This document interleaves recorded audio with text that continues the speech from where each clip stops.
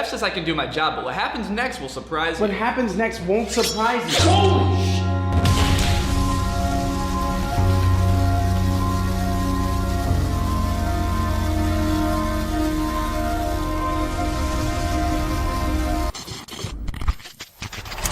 What's up, Greg?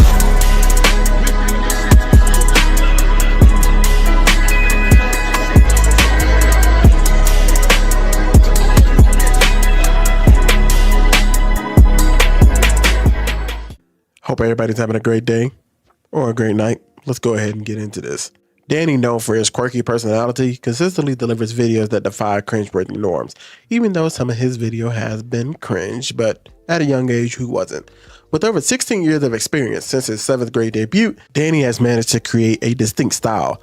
Notably, his journey began during the golden era of Vine, which is funny because I never actually saw him on Vine, and here I am making an entire video about him. I actually found him 2 years ago, and I believe that the way he makes content, other people should try to emulate, not his specific style.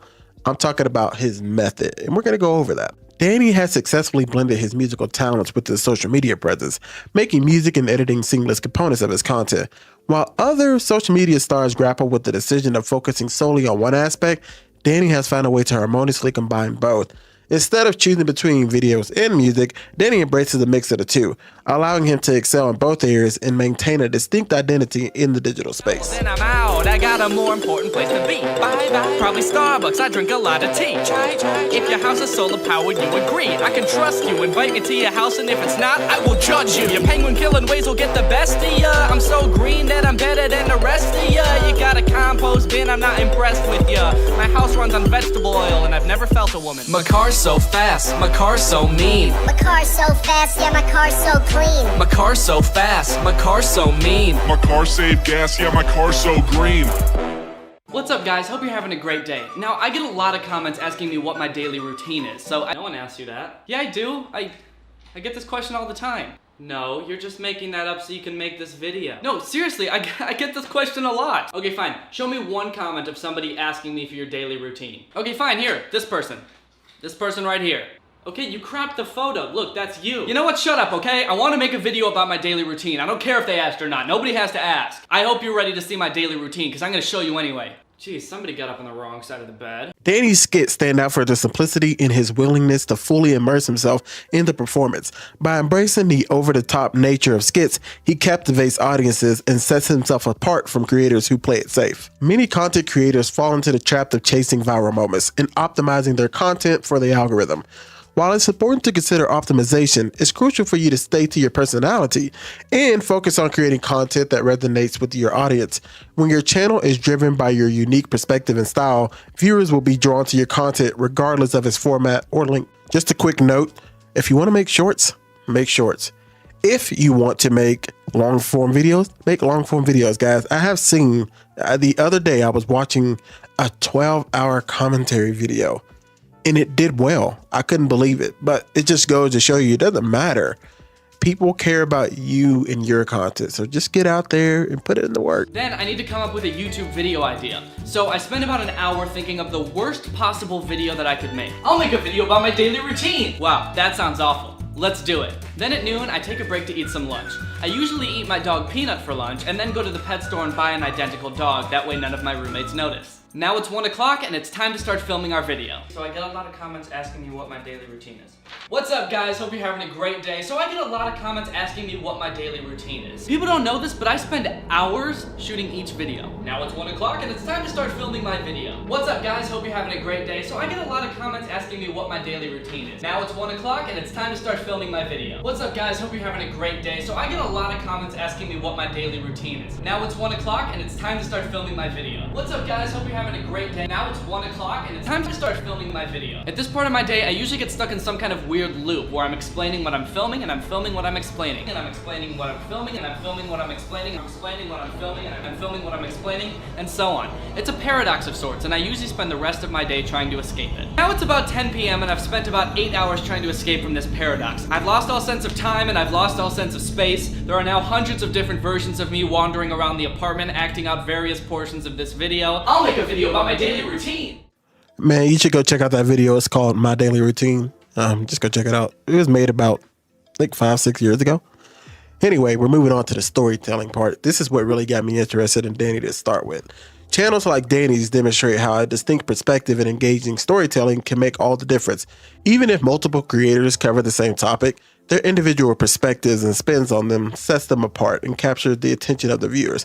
Danny's ability to do this effectively is a testament to his talent and dedication. Reflecting on my own journey, I realized that I fell into a trap of chasing trends and experimenting with different content formats.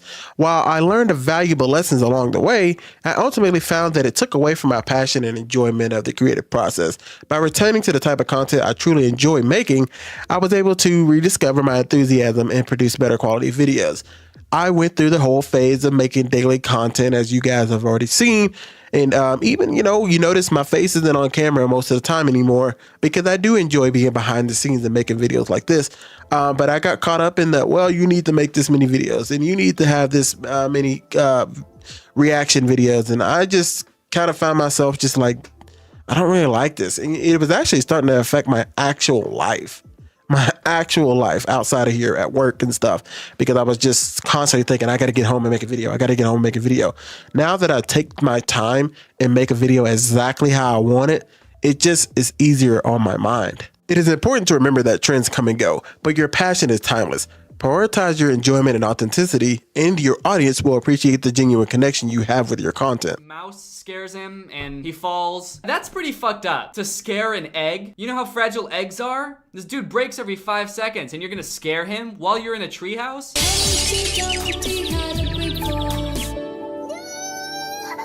To be fair, it does seem like he immediately regrets it though, because he screams, "No!" That mouse seems legitimately traumatized by what she's done. Dude, if I was Humpty Dumpty, I would be pissed in this situation. I'd be like, I was a perfectly frozen statue. Nothing could hurt me. I was basically in a coma. But then you kids had to come and touch me, and now I can't go 2 seconds without falling off a wall and shattering into pieces. Do you have any idea how hard it is to be an egg? No, you've never been an egg in your life. Next time I shatter, can you just let me die? Don't get the horses and the men. Don't get the rabbit or the mouse. Just let me die, please. Danny's humor is perfect for storytelling. His entertaining commentary in his videos keeps viewers engaged with his kid-friendly content. And when I say kid-friendly, I mean the content he's making fun of is kid-friendly, not himself. Anyway, furthermore, he is not afraid to incorporate more mature humor for older audiences. Now, the journey of self-discovery and passion in content creation is a fascinating one. For many, it starts with the desire to find direction and purpose. For me, it was the realization that sticking with my passion and tweaking my content strategy was possible. When I used to think about how I had to conform to a certain mold or style to succeed, I found inspiration in YouTubers like Danny, who continued to put in effort, editing and producing videos despite the challenges. Every week, I take the time to watch and learn from small YouTubers like myself. I find immense joy in watching others talk about topics they love, even if their videos have few views. This reminds me that authenticity and passion shine through, regardless of the size of the audience, because it's so easy to get caught up in the analytics. Now, the analytics can be a valuable tool, but I believe that content creators solely focus on them. You got to be careful because they provide insights to what your audience likes and how they implement those things. However, when it comes to pursuing any dream, it is challenging not to conform to the expectations of others. YouTubers in particular tend to fall into the trap of by paying too much attention to the comment section, the tension or whatever, retention and all that kind of stuff. Hitting 70% retention every single time, just don't focus on that too much. Focus on making the best video you can possibly make at that time. If it doesn't get there, it doesn't mean you're a failure. It doesn't mean you'll never be a YouTuber. I think people get so caught up in this, especially people who are personality YouTubers. Now, people who do business, okay, maybe they have a different life, but I'm talking about people who have their personality on here and they do this because they love it. Improve here and there, but don't get so caught up in, man, I have to hit this metric. If I don't, video failed, I should just quit. Don't do that, man. Love your videos because honestly, these videos are a part of your life. They are a part of your memory that you're making. So don't forget about that. Don't forget about the experience of making the video and then crunch it down to just numbers. Now, for those people who get caught up in the comment section, I want to say the problem with relying solely on comments for guidance is that it can lead to a loss of identity and authenticity. It's like being a sports athlete who is constantly bombarded with the advice from fans and critics. The best athletes know that the key to success is turning off social media during the season and instead trusting their own abilities and the guidance of their coaches and teammates to help them get through. As content creators, we often fail to build a team of trusted individuals to guide us. Instead, we focus on our audience, which sometimes can lead us astray. It's essential to have a support system of friends, mentors, or even fellow content creators who offer constructive criticism and help us stay grounded. Another example I can draw from is the music industry. I have seen countless videos about the downfall of nameless artists, and it often comes down to the artists letting criticism get to them. It's crucial to allow ourselves to have ups and downs, but to produce content that we genuinely enjoy and that reflects our unique perspectives. True artists let their life experiences and emotions shape their work, and it's evident in their quality of their creations. Gavin is in that class, but she's too scared to talk to him. So scared, in fact, she just leaves class. Instead of not talking to him and being shy in class, she's just gotta get out of there. How does the teacher not notice them just get up and leave the class? You can hear her talking in the background as Tara is leaving. Is the teacher just completely up against the board talking the entire time? All right, class, today we're gonna learn about whiteboards and how you have to stand really close to them in order to see anything on them. I really hope no one's leaving the class right now, but I have no idea. I really hope that when I turn around, there's still gonna be people in the class because I haven't looked at you guys for the past 20 minutes. So as Radio Rebel starts to get more and more popular, Tara's stepdad ends up hearing about Radio Rebel because he's actually the head of one of the most popular radio stations in Seattle. And he decides he wants to hire Radio Rebel. But first he wants like a teenager's opinion about it, so he goes to talk to his step freak, Tara. Damn, I can tell why Radio Rebel's so popular. She always plays such cool music. You know, I find it funny that the name of that video is just I'm Radio Rebel and the thumbnail is just kind of bland, but it still did very well. I know Danny takes a lot of time when he makes his own videos and the scripting and everything. And you know, that kind of led me to start pushing myself to write scripts because I love expressing myself than writing. The rise of reaction channels led me to start, doing all my thoughts live. When you guys saw me streaming and I started doing a lot more daily video content, as I talked about earlier. But I had to trust the people around me to guide me back to my roots in writing and teaching. It's a funny story, actually, because in college, I was told to pursue a career in writing, but I refused to do it for many years. People recognized my talent, but I didn't see writing as a lucrative field. And if I had embraced it earlier, I would have found my way into journalism, which probably would have led me to YouTube much earlier. But instead, life goes on. Now, this video you're seeing in the background right now is Danny's commentary on the video Scales. And that is what made me make this whole video, actually. I saw this a long time ago, but I watched it again here recently, and I started thinking to myself more and more about how he's really gave me a different look and a different outlook on all of this stuff. So yeah, so a lot of this video is not going to be focused on this video in particular. After watching this video around 20 times, I finally watched this movie myself the other day, and Danny's ability to tell a story and provide a synopsis while making it entertaining is truly remarkable. It's no wonder his channel continues to thrive with each video as he consistently delivers quality content that his audience knows and loves. Like, yeah, water's pretty cool. I like drinking it, but then she got a little bit too into it, and I was like, huh? She's like, I've always dreamed about water, living in it, tasting it, breathing it, loving the water. Low-key, smashing the water, dude. And spoiler alert, she is a mermaid. We find out later in the movie that she's a mermaid. I know, big twist, right? So it makes sense that she would like yearn for the water, I guess, but I don't know. Like, I've never heard humans talk about air that way. Let me get a taste of that air. I gotta love that air. Sorry to spoil so early on in the movie that the girl finds out she's a mermaid, but I mean, the movie's called Mermaids Are Real. What did you expect it to be about? She finds out mermaids are real and then just gets to watch them do cool shit for the rest of the movie, but she doesn't get to join in. And yet, in life, I stay pretty far away from it. What does she mean she stayed pretty far away from water? How do you stay far away from water your whole life? I just picture someone like inviting her over to their house and her being like, don't you have a pool? And like sinks and stuff? I'm sorry, dude. I try to stay away from that type of shit. You try to stay away from water? Yeah, because you never know. I mean, if I get too close to water, I might forget how to act. Shit. I might try to breathe it and love it. Oh, ew. But then after her narration, she immediately wakes up, pounds 2 glasses of water, and then goes to look out the window at the ocean that she lives right next to.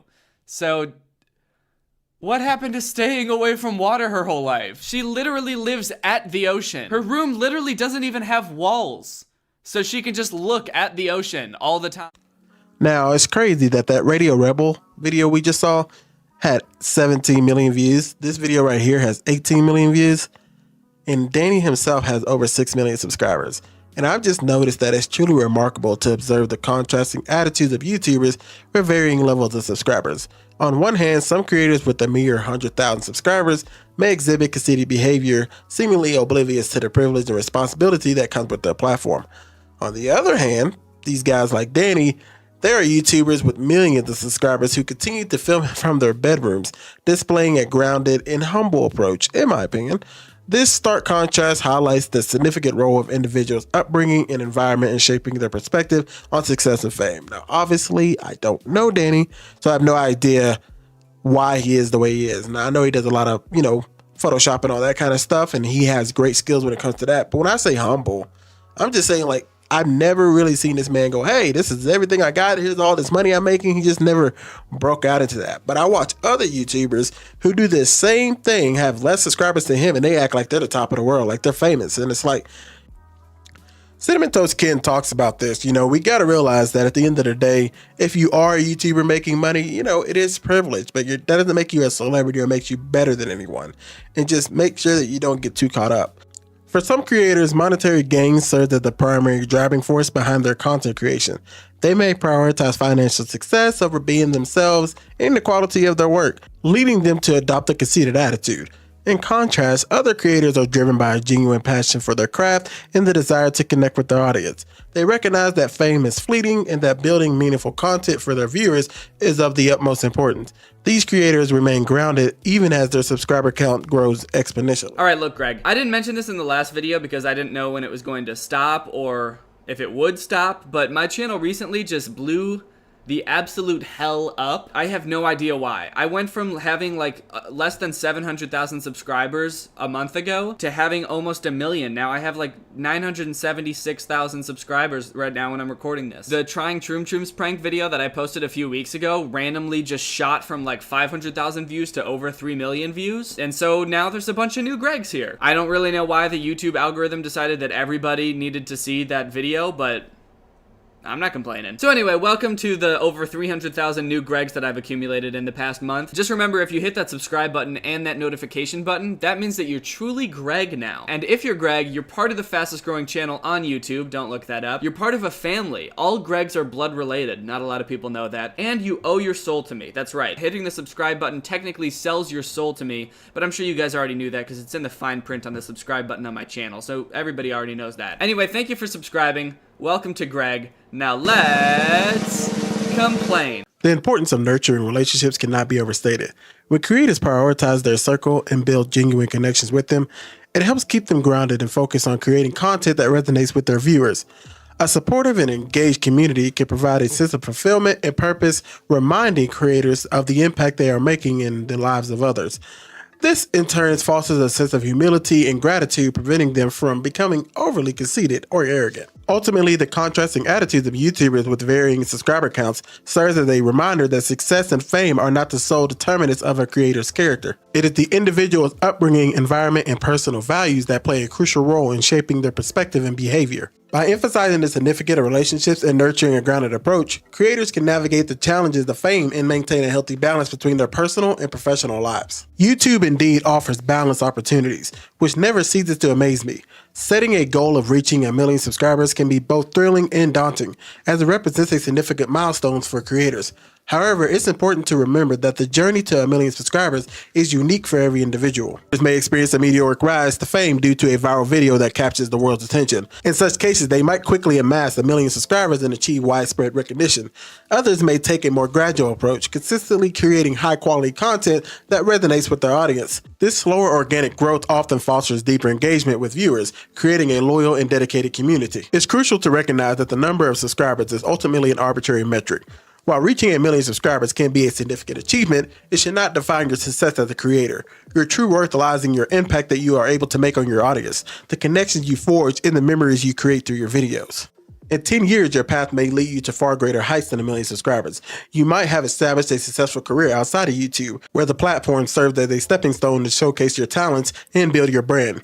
Your influence and reach could extend far beyond the confines of the platform, touching the lives of millions in meaningful ways. The beauty of YouTube lies in its ability to provide a springboard for diverse aspirations. Whether it's regarding 1 million subscribers, building a thriving community, or pursuing a different career altogether, the platform offers endless possibilities to those who embrace its potential. Social media is not the only path to success. As I explained in my Darman video, I've met YouTubers who create content while pursuing acting careers in Los Angeles. Another content creator initially aspired to be a professional baseball player, but launched their career on YouTube before realizing they still love baseball, and now they're pursuing that career again. Now, I've noticed that Danny's videos consistently receive a high number of views, which has become somewhat normalized for me. This is a positive development because it allows me to create content without being overly concerned with its performance. If a video doesn't perform well, I become less bothered. I'm always striving to improve, but there's also many factors that contribute to a video's success, and it's unrealistic to expect every video to be your most viewed video. However, one thing I can consistently replicate is my passion for expressing my thoughts and educating others. Content creation has always been a love of mine ever since I started making videos in high school as a freshman. Instead of getting caught up in the numbers, focus on being your authentic self and the content will naturally follow. Funny thing, man, is when I upload a video these days, I don't even look at how many views I got. I see it for like a split second and then I don't see it again until I get done with the video. I just try my best on every video, and now every video is not going to be number one, and every video is not going to be as long or as comprehensive as some of my videos. Like this one in particular is mainly just me talking, but I really wanted to show how I became inspired by another YouTuber and another creator. And so I wanted to make this video just to uplift another creator who inspired me to keep going and keep being myself. So this video is not really based on anything in particular, but me showing my appreciation and also showing you how my mindset has changed throughout this whole process. So anyway, that's it, man. Thank you, Danny, for your videos. I hope you guys enjoy the rest of y'all's day or night, and I love you guys. Goodbye.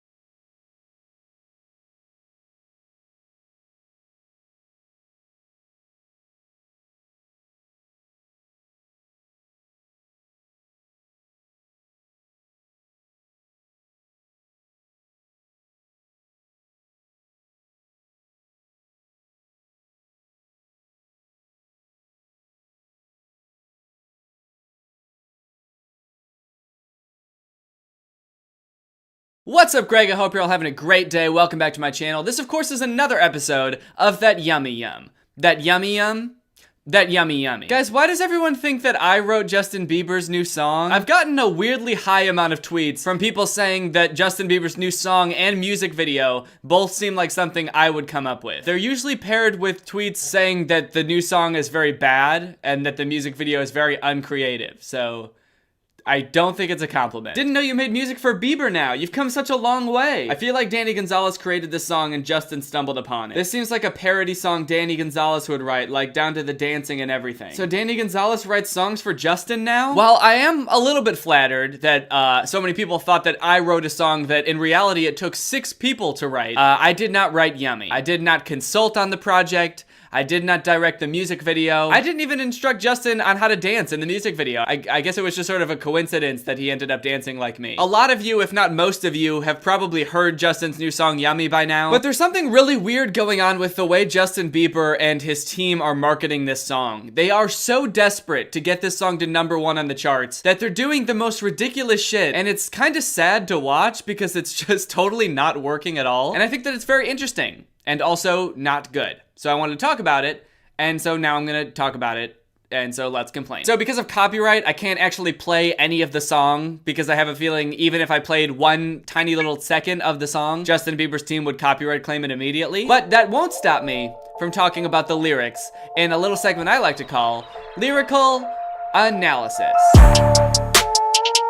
Alright, let's get started with lyrical analysis. I'm still in the same place, as you noticed. I'm not moving locations for this segment. This segment also takes place here. I'm not going back to the update corner. Please don't make me go back to the update corner. It hurts my knees. Yeah, you got that yummy yum. That yummy yum. That yummy yummy. Yeah, you got that yummy yum. That yummy yum. That yummy yummy. So already off to a rocky start. So this song is apparently about Justin Bieber's wife, Hailey, who presumably has that yummy yum. There's not really much to learn about his wife from this song, besides the fact that she has that yummy yum, but I'm glad that I at least know a little bit about her now. And I think that we can all agree that there's nothing more romantic than talking to your wife like she's a little baby, and calling her yummy, and saying she's got that yummy, yummy, yum. Oh, my baby's so yummy. Oh, she's so scrumptious.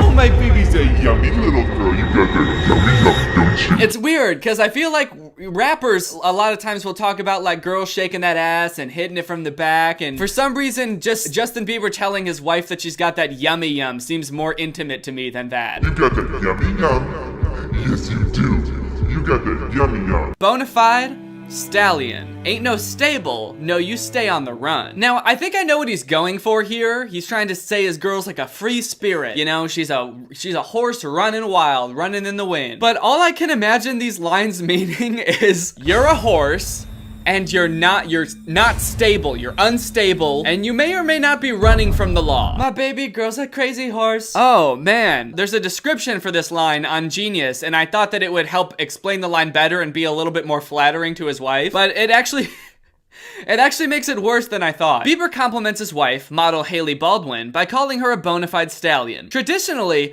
a stallion is a male uncastrated horse, while its female counterpart is called a mare. You hear that, babe? You're a fucking horse with big ol' horse balls. And you're insane. Okay, actually, maybe this does sound like something I would write. I kind of see it now. That jet set, watch the sunset, kinda, yeah. I don't even understand what this line means. We're on a jet and we're watching the sunset, kinda, yeah. He makes sure to throw in a mention of his clothing line, Drew House. Now the music video doesn't, in my opinion, really add much, as it's mostly just Justin Bieber eating a lot of food and dancing, admittedly a little bit like how I dance. Now while I thought the lyrics of the song themselves kind of did his wife a disservice by really only describing her as being yummy and also comparing her to a male horse, I personally think that the music video does even less to compliment his wife than the song does. Cause the foods that he's eating and calling yummy are not very good looking foods. Damn baby, you got that yummy yum.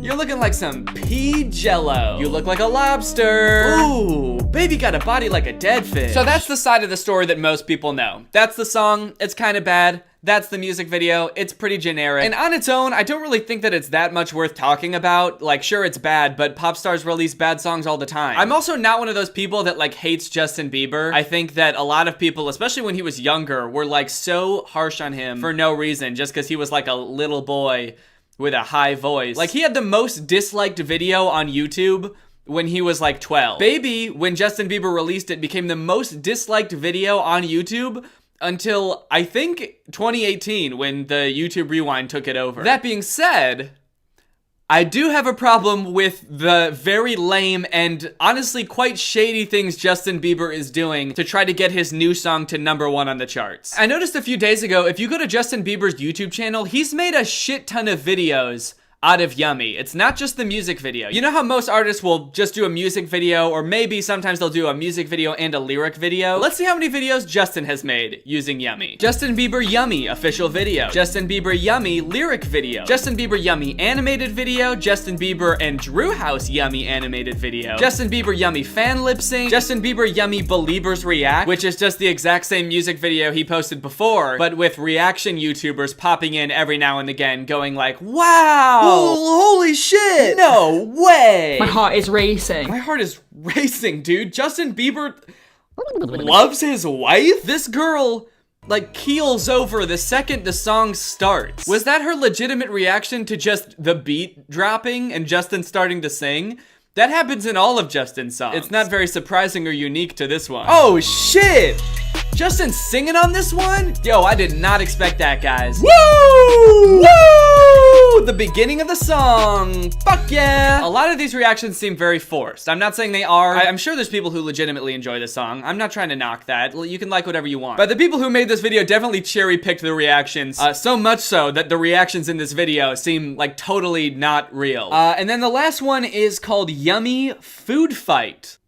A food fight video? So not only do you have a music video, lyric video, 2 animated videos, 2 fan-related videos, you also made a food fight video. What even is a food fight music video for a song? It honestly sounds kinda dope. I kinda wanna start doing that for all of my songs from now on. Next song I drop, it's only gonna be a food fight video. No music video, no lyric video, just food fight video. Wait, the food fight video is just clips from movies and TV shows where they have food fights with the song Yummy playing over it. Oh. So, a lot of you might be wondering why. Why is Justin Bieber uploading so many videos with his song in it? Isn't a music video and lyric video, isn't that enough? I can't say for sure, but I think I know why. So for a while now, the Billboard charts for songs have included YouTube streams, but recently, just this year, I think January 3rd, they started counting YouTube streams for albums as well, their album charts. So I assume he's doing this so that Yummy gets to the top of the charts for singles, and then once he releases the album that Yummy is on, that will also get to the top of the charts. So I guess it makes sense why he's doing this, but it still seems like so lame. What, just uploading all of these videos that it's not adding anything. Does anyone care that some editor that Justin paid stitched together a bunch of food fight footage with his song over it? Like, how is that interesting or neat? I don't know why I said neat. How is that neat? Things need to be neat to be okay with me. That's why they call me Neat Dan. So not only does Justin Bieber have all of these songs on his channel, he's also clearly commissioned other popular YouTubers to post videos using the song. I'm assuming that he paid them in some way, or just having his name attached to things is payment enough for some people. He made a video with Lele Pons, and when I say with, I mean he wasn't actually there. He just FaceTimed Lele Pons at the beginning of the video, and then the rest of the video is Lele Pons and her friends dancing to the song. Hey, Justin. What's going on? Hey, I love your song, Yummy. I swear. And I'm not the only one that likes it. I promise. Pinky promise. Pinky promise. I wonder if they made her say she likes Yummy. It seems like such a weird, unnatural way to start the video. Hey, Justin, I swear I like your song. I swear I do. I don't know how in this video Justin Bieber comes across as so simultaneously disinterested, but also like super insecure about his song. Like, what does he even do? He's like looking off to the side. He's not even looking at her, but then when she says she likes the song, he's like, do you promise? I promise. Do you promise you like the song? Pinky promise. Pinky promise. Oh, you gotta prove it. I will prove it. I will prove it. I have all my friends here love it, so I'm gonna prove it. We all love it. You gotta prove it! You gotta prove you like my song! I don't believe you, because everyone keeps saying they like the song, but then it's not #1 on the chart, so I feel like people are lying to me. Prove you like the song. The only way I'll believe you is if you make a whole video of you and all of your famous friends dancing to it. You must dance with King Batch to my song. That's the only way you'll earn my trust. Oh, Justin Bieber is also dancing to the song. He's just on FaceTime. Why could he not even make the effort to be there? Did he even want to do this? Now I'm confused. Whose idea was this? It must just be Justin's marketing team. I don't really think that this is all Justin's big master plan to get to #1 on the charts. I think it's a lot of people working for him and Justin sort of dragging his feet through this whole process. He also made a video with David Dobrik, which was actually pretty entertaining, at least a lot more entertaining than this Lele Pons video. It was mostly just him surprising people. David would bring people into his car, ask them about Justin Bieber, and then Justin Bieber would pop out. There were a couple times where people were like, I didn't like the song, and then Justin pretended to like be mad about it. It was kind of funny. But then there was a part where he gets out of the car and there's like a huge group of people standing there and Justin has to make sure that everyone has heard and enjoys his song Yummy. Have you guys heard the song yet, Yummy? Can you sing it? Yeah! Wouldn't it be funny if the whole crowd was just like, no, we don't like it. It's not very good, Justin. And then he makes them prove it. Again, he makes them sing the song. He's like, you gotta prove that you have heard my song. Sing the word in the song. Another weird promotional thing that Justin was doing was in the lead up to when he was dropping the song, he kept posting pictures of babies on his Instagram, and the only caption he would put for them was #yummy. Wait, I thought yummy was like a sexual thing. Is it not a sexual thing? Or at the very least a romantic thing? Was I wrong? Did I misinterpret the whole song? Because surely Justin Bieber isn't saying that these babies are sexy. Right? So what does yummy mean aside from like, oh, you're sexy? What do these babies have that Justin Bieber's wife also has? Feet? That's that yummy yum. But the worst of all of the promotional stuff that Justin Bieber has done for his song Yummy is this series of images that he posted on Instagram. Now, I have heard that Justin didn't make this, one of his fan accounts did, and then he just reposted it on here. A lot of people are saying that he made this. I don't think that's true, because he'd be talking about himself in the third person. I don't think Justin Bieber makes any of the promotional graphics he puts on his Instagram. But at any rate, he still posted it on his personal Instagram. How to get Yummy to #1. Spotify. Create a playlist with Yummy on repeat and stream it. Don't mute it. Play it at a low volume. Let it play while you sleep. If you're not from the US, you can download a VNP app. I assume they mean a VPN app, like ExpressVPN. Set the VPN to US, and then create a Spotify account. Holy shit, what a shady thing to tell your fans to do. Play the song on repeat over and over all night while you sleep. It almost seems like an admission by whoever made this that the song isn't very good, because it's like, listen, dude, you don't have to listen to it while you're awake, all right? Just put it on while you sleep. We just need to get Justin Bieber those sweet, sweet streams. iTunes. Buy the song on iTunes. Buy the song multiple times on Justin's website. The weird thing is, I feel like Justin Bieber is so rich that if he really wanted to, couldn't he just buy the song so many times that the song goes to #1 on the charts? I don't know how flexible Billboard's rules are, but like, a purchase is a purchase, and if he buys it 50 million times, you know, who's to say that's not legit? Remember, this is Justin's comeback, and if we all come together, we can give him his 6th #1 on the Billboard Hot 100. Share this post with everyone you know. Let's do this! I mean, that sentence pretty much says it all. We can get Justin his 6th #1 on the charts. Why does he need 6? That's like the shadiest part of all of this, is that Justin Bieber has already had 5 #1s. Why does he need to cheat the system to get his 6? It seems like a weird ego thing where it's like, I have to be the most popular in the world. So anyway, that's my thoughts on the whole situation. I guess when you think about it, the moral of the story here is stream Yummy. But by me, not Justin. Hey girl, you looking good? I hope this doesn't come off as too inappropriate, but ha! You got that yummy on. You're a ooey gooey, yummy, yummy, tasty little snack. I'ma hit it from the back, babe. You're a chewy, chunky, gummy, wummy, tasty little treat. Put this record on repeat, listen while you sleep, baby. Baby, you're a princess, ooh, you look delicious. Make me want a chef's kiss, mwah, mwah, mwah. Yummy. Body like a dead fish, face like scrambled eggs, bitch. That's a balanced breakfast, yeah. I know just what you wanna hear. You're looking like lasagna, and you know you make me wanna, ooh, make all your problems disappear. You look like ravioli, and I got the formula, babe. You're a ooey gooey, yummy, yummy, tasty little snack. I'ma hit it from the back, babe. You're a chewy, chunky, gummy, wummy, tasty little treat. Put this record on repeat, listen while you sleep, baby. Damn, you looking sweet, babe. Good enough to eat, baby. So I'ma eat your feet, babe. Eat your feet, and for dessert, I'ma eat your shirt. Eat your fucking shirt. Hey, you know what would be kinda fun? What? Let's all game the Billboard charts to make this #1. That'd be really fun. Why won't the paparazzi leave me be? Please just treat me like a person, I'm not a piece of meat. You're a ooey gooey, yummy, yummy, tasty little snack. I'ma hit it from the back, hit it from the back, babe. You're a chewy, chunky, gummy, wummy, tasty little treat. Put this record on repeat, listen while you sleep. You're a scrumptious little spicy hot tamale in my mouth. Way too spicy, spicy, ouch, had to spit it out, babe. You're a crazy fucking horse that's on the run from the police. Crazy horse, don't hurt me, please. Begging on my knees, baby. Crazy horse, don't hurt me, please. What law did this horse break?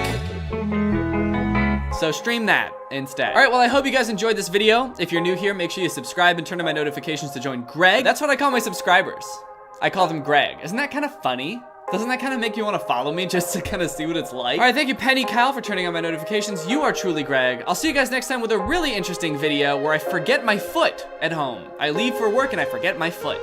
Bye. This video is over now. Over now.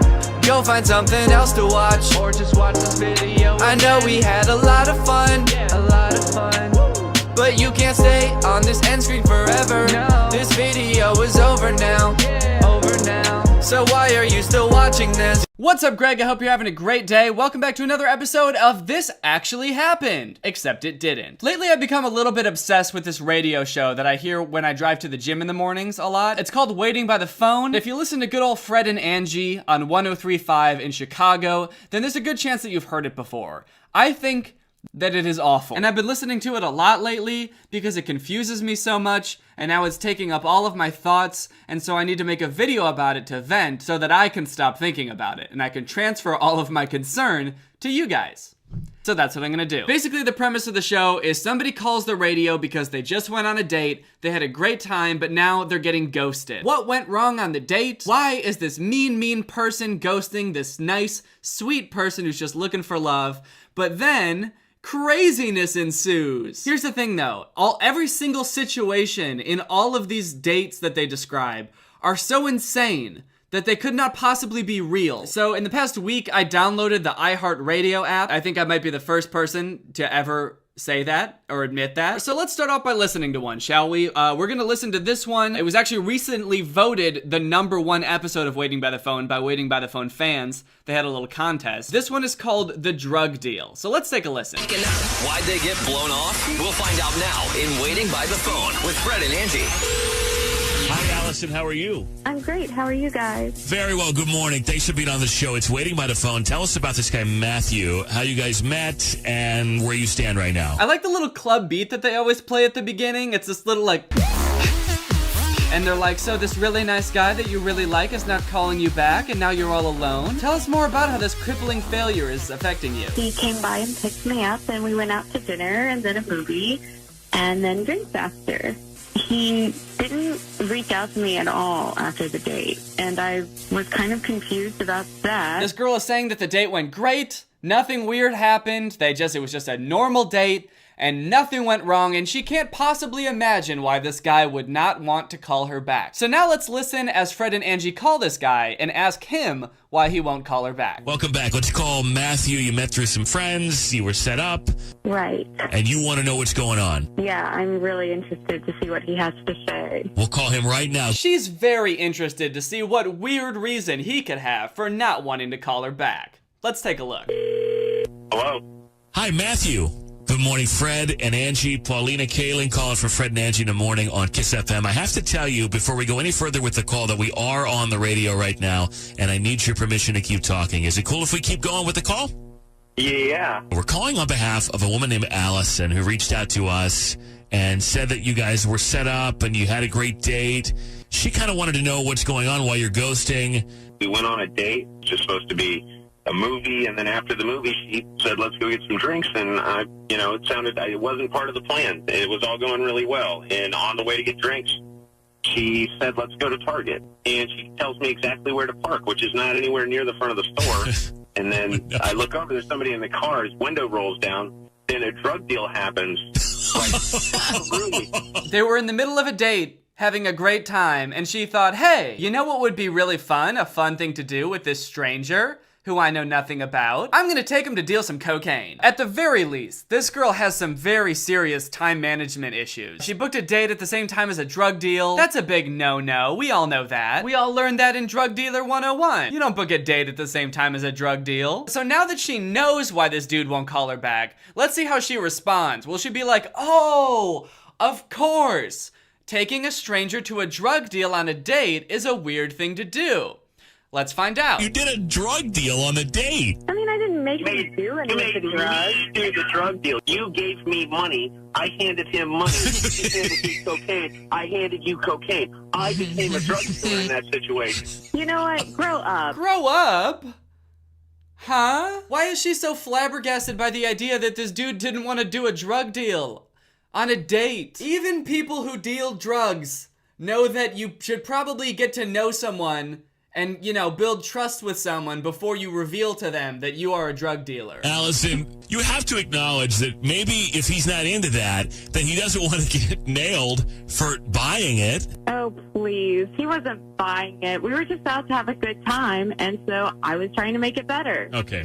Look, so is there any way, would you get past this, Matthew? So then Fred and Angie ask if there's any way that the dude could get past this and go on another date with her. He obviously says no. And that is the end of the episode. That is an episode of Waiting by the Phone. So aside from how wild that was, it's kind of like a weird premise to begin with, right? Like, it's about people who are getting ghosted. Their texts aren't being answered, their calls aren't being returned, but they want a second date, so they figure, hey, maybe if I call the radio and I get the radio host to interrogate my date, they'll want a second date with me. Because that's really what people want, is to be interrogated on the radio. And the fact that the premise is weird would be forgivable if it weren't for the fact that this entire show is completely fake. That's right, the date didn't even happen. The whole show is fake, the date was fake, the story's fake, cocaine's not even real. Even though they do a couple things to try to make you believe it's real, like when the person answers the phone, Fred and Angie have to ask if it's okay that they're on the radio, making it seem like they need to get consent because this person hasn't signed a release. But all in all, they do such a bad job of making this seem real. For one, they seem to do this show a lot. I think they do it multiple times a week. In fact, on the podcast page, they upload one of these podcasts every weekday, so 5 times a week. So you'd think they would need people to be calling in constantly to volunteer to be on this show. But one thing that I've noticed while listening to the show is they never advertise how to get on the show. They never say a number to call or a website to go to or an email to email. There is no way, from listening to the show at least, to get on the show. So I decided, okay, let's give him the benefit of the doubt. Maybe I just have to do a little bit of digging to get on the show. So a couple days ago, I tried my best to get on Waiting by the Phone. And here's what happened. So I'm just gonna Google it to see if there's a number listed anywhere. All right, so I Googled Waiting by the Phone Kiss FM phone number. The first option is just an episode of Waiting by the Phone that you can listen to. And then the second one is Best of Waiting by the Phone. These are some videos of Waiting by the Phone. Okay, so there's no number listed anywhere for you to call Waiting by the Phone. Literally no information on how to get on Waiting by the Phone. So what I think I'm gonna do is over here on Kiss FM's website, you can click, there's an option to contact Kiss FM. So I'm gonna do that, and then there's a few numbers here: studio line, business line, advertise with us. So I'm just gonna try calling the studio line and see if I can get on Waiting by the Phone. Okay, I am calling Kiss FM's studio line.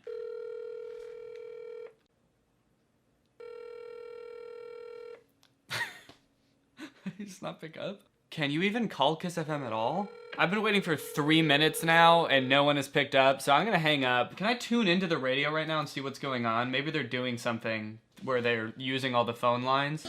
Okay, no, they're just playing Selena Gomez. So, no reason that they shouldn't be able to pick up the phone. I assume they have employees that do that. Maybe I'll try calling the business line. Waiting by the Phone is serious business, so you gotta call the business line. Thank you for calling iHeartMedia Chicago. Our office is now closed. I found an email form I can fill out to send to them, so maybe I'll do this instead. Help! I want to be on Waiting by the Phone. Please help! Yes, I would like a reply. Yes, I am not a robot. And submit. Your request has been received. All right, we'll see what happens. All right, it's the next day. It is 10:54. So hopefully this is within office hours of the Kiss FM studio line. I'm gonna try calling them again. They're not gonna pick up, are they? They're never gonna pick up. Okay, so I'm just gonna assume that their studio line doesn't exist and there's actually no way to contact Kiss FM unless they ever respond to my email request, which I also doubt they will do. So yeah, it's impossible to get on the show because everyone on the show is an actor, and if you are not an actor, then you cannot be on the show. Alrighty, let's check out another episode, why don't we? This one's called The Dump and Dash. How you doing? Doing very well. How about yourself? Very well. Thanks so much for calling. Waiting by the phone. Tell us about your date with Stephanie, how you guys met, and where you guys stand right now. Well, we were talking for a bit on Bumble. We went out for drinks, Cinco de Mayo. We even hooked up, which was awesome. Oh man, they hooked up? That sounds awesome. It might have just been, a kind of a one-night thing because she hasn't responded to any of my texts warmly or hasn't jumped on anything. Okay, and that you didn't want a one-night thing. Like, you've reached out to see her again. You want to repeat at least. Well, that's where we come in. We'll call and ask some questions. You'll be on the phone. Maybe we can straighten this out and set you guys up on another date. All right, so the date went great. They even hooked up.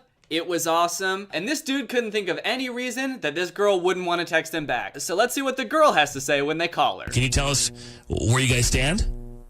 So he called you? Yeah. Right. It's called Waiting by the Phone. He's a little confused. He reached out to us and told us about the date. He likes you, wants to see you again, and is hoping we can put you guys back together. Probably not. So what happened? Because why are you just not interested, or did something go on, or did he say something, or... It just like, all right. He the bed. He pooped in her bed, left, and then apparently was like, damn, that was a great date. I killed it. I didn't think I had it in me, but I hooked up with her and pooped in her bed? That was awesome. I woke up and there was in my bed. I forgot to mention that Joe is here. Joe, you left that detail out. Oh my God. That's a key detail in all of this. Oh my God. It's not a real detail. So he tries to defend himself for a little bit, being like, what? I didn't know that. I must have been so drunk that I didn't even remember that I pooped in your bed. I didn't know. But then 2 seconds later, he admits that he did it and that he knew he did it. Oh my God. Wouldn't I know if it was my because it would be in my pants, not on my bed, all right? Yeah, Buster, let's get one thing straight. When I poop my pants, I know it. Because it's in my pants and not all over my bed. Why would I just randomly the bed and not remember? I was also drunk. I wasn't necessarily just embarrassed. I barely knew that. He barely knew? How do you barely know that you pooped in someone's bed? Oh, come on, dude. I barely even knew I pooped in her bed. Yeah, I know that I pooped somewhere that wasn't the toilet. And yeah, I noticed there was poop in her bed. But how was I supposed to know those two things were related? So this whole time... this dude knew that he pooped in this girl's bed. He knew it from the start, but he still went for days without her texting him back, wondering why she's not texting him back.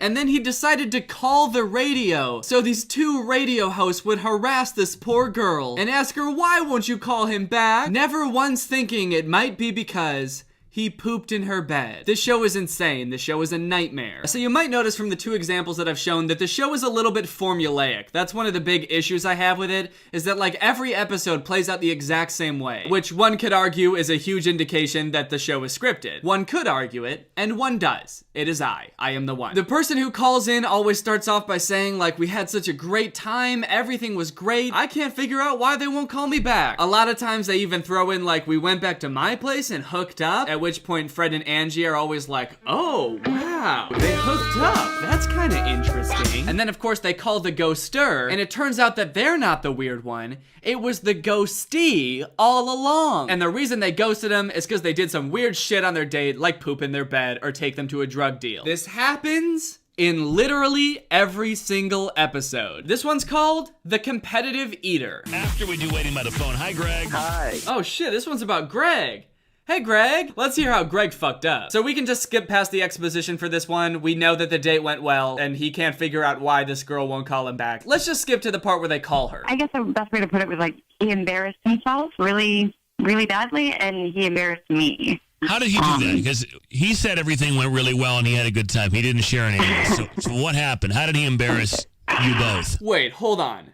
Greg did something weird? What a twist! But he said everything on the date went fine. And now you're telling me that everything didn't go fine and Greg did something weird? I don't know, man. Seems a little sus to me. And we were sitting at a bar having a drink, and all of a sudden he's on the stage with like a bunch of other men and a woman actually, and there are like piles of soft tacos and pitchers of water and just food everywhere. He took off his button-down shirt and he was wearing his wife's beater underneath. Stop it! Yeah. Oh my God, the visual's amazing on this. Okay, and so you're still sitting there at the table because you were on this dinner date, and so you're going to be a spectator now. Okay, this dude's kind of a savage. So this dude goes on a first date with a girl and leaves the girl halfway through the date to go enter a competitive taco eating contest, and then I guess leaves the date thinking that he totally killed it. Very typical date if you asked me. We talked about work, exchanged pleasantries, made small talk. I ate 100 tacos, threw up, and kissed her goodbye. Just another classic first date with Greg. After the whole thing is over, he comes back and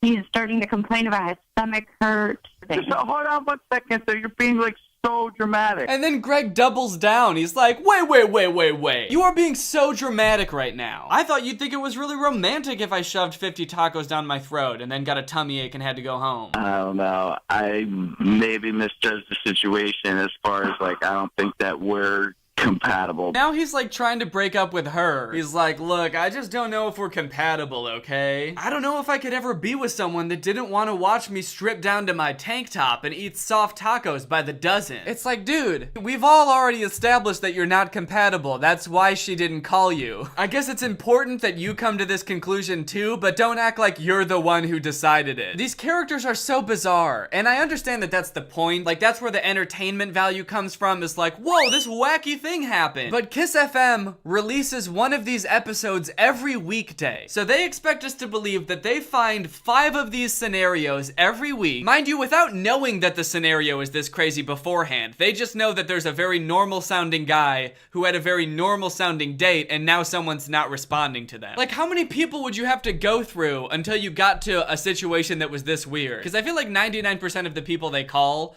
would just be like, oh, yeah, we just didn't really have a strong connection and I didn't really feel like seeing him again. Because obviously, not every single first date goes wrong because someone started competitively eating or pooping in someone's bed. All right, here's one more episode called The Crazy You Date. Hey, Zach, how you doing? Oh, I'm all right. Yeah, I went on this date with this girl, and I had a really great time. We got drinks. We even hooked up. That was cool. Well, that's all good stuff. Bam, you go on a bam, date, bam. Oh, wow, you hooked up, huh? Bam, bam, bam. Is that how it went? Did it go bam, bam, bam? Hello? Hi, is this Elizabeth? Yeah. Good morning, Fred and Angie from the Morning Radio Show on Kiss FM in Chicago. I'm sorry to bother, but I have to tell you that we are on the radio right now. I would need your consent to continue with the call. Is that okay if we talk for a couple of minutes? Okay. Oh, another thing, why is every person that they call always, like, just cool with being on the radio without any warning? They always pick up and they're immediately just, like, cool with talking about their sex life and their dating life on the radio. They're just like, hey, so we heard that you had sex with this guy and now you won't call him or text him. Would you care to tell millions of people why you did that? Oh, yeah, I'd love to. Because I feel like if they called me, it would probably just be like, hey, Danny, we're with the radio. We just have a couple questions about someone you went on a date with and hooked up with. Do you mind being on the radio real quick? Yes. Or I just wouldn't even pick up, because I never pick up unknown numbers, and I'm pretty sure no one does. And this right here is exactly why. Because those pesky telemarketers always trying to get you on the radio. Yeah, another weird thing is that they even pick up in the first place. The show airs at like 9 a.m., so presumably a lot of these people must be at work, right? Why are these people so cool with just like talking about their dating life out in the open at work? Just in your cubicle, like, oh, you want to ask me about a girl I hooked up with? Sure. Okay, so basically, right after we hooked up, this girl put a huge poopy in my sock drawer. Excuse me, sir, this is an office. If we could keep private conversations outside, if you need to step outside. Fuck off. Yeah, and then she peed in all my water bottles. Yeah, an entire 24-pack. I don't even know how she found the time to do that without me noticing. All right, anyway, let's find out why this girl is ghosting this guy. Wow, well, he really freaked me out. Why? We went on this date and we were having a good time and talking about all those shows that we're binging, and I started talking about this show, You, that I'm obsessed with. I thought that, that was the end of it, and then we go back to his place and like to hook up, and then he disappeared for a while, and then he came back wearing this ball cap, like that guy Joe, Wearing the hat? And a backpack. Oh, yeah, no. he's wearing a baseball cap and a backpack, and Oh, no. he started talking like Joe, and it freaked me out. Whoever writes these, what kind of people do you think exist? Is this something that you think happens on first dates, like all the time? So this girl said she was obsessed with you, and then they go back, in her words, because she thought they were gonna hook up, and then he leaves for a bit and comes back dressed up as the creepy guy from You. I don't know if he's like a murderer or something, because I've never watched the show. He turns into the psychopath? Yeah, he started calling me Beck. Oh my God. I would have ran so fast. I know. I'm The guy's a scared right now. psychopath in the show, and you're embodying that. Yeah, I thought you were into that, Beck. I thought you would like it if I, for all intents and purposes, a stranger to you, dressed up as a creepy psychopath from a TV show while you're alone with me in my apartment. I thought you'd think it was hot, babe. How was I supposed to know? Wait, the weird thing is that the dude said that they hooked up at the beginning. Remember? Bam, bam, bam. But the girl says they just went there because she thought they were gonna hook up, but then he left and came back dressed up as this dude from You. So did whoever wrote the script just forget that they had the guy say that they hooked up? Or does the guy think that dressing up as a character from You counts as hooking up? Does he think that's what hooking up is? Anyway, that's the end of that episode. I would just really like to be in the minds of Fred and Angie and whoever writes the show. I don't know if it's Fred and Angie or if they even know that the show is fake. Maybe they don't even know. Maybe someone else entirely writes the show and the producers at the show do the whole thing, but Fred and Angie don't even know that it's fake and they think they're really on the phone with real people. Because a lot of the times the reactions do seem surprisingly genuine, but the show is definitely fake. I just don't know if Fred and Angie know this. Alright guys, I hope you enjoyed this video. If you're new here and you're not subscribed yet, make sure you subscribe and turn on my notifications to join Greg. Greg is what I call my subscribers. We're an army, baby. Fastest growing army on the whole internet. Don't look that up. Alright, thank you Stella for turning on my notifications. You are truly Greg. I'll see you guys next time with a really interesting video where I climb onto the top of the Empire State Building with a little girl in my hand and swat away planes, but then I die. Bye! This video is over now. Over now. Go find something else to watch, or just watch this video. I know we had a lot of fun, but you can't stay on this end screen forever. This video is over now, So why are you still watching this?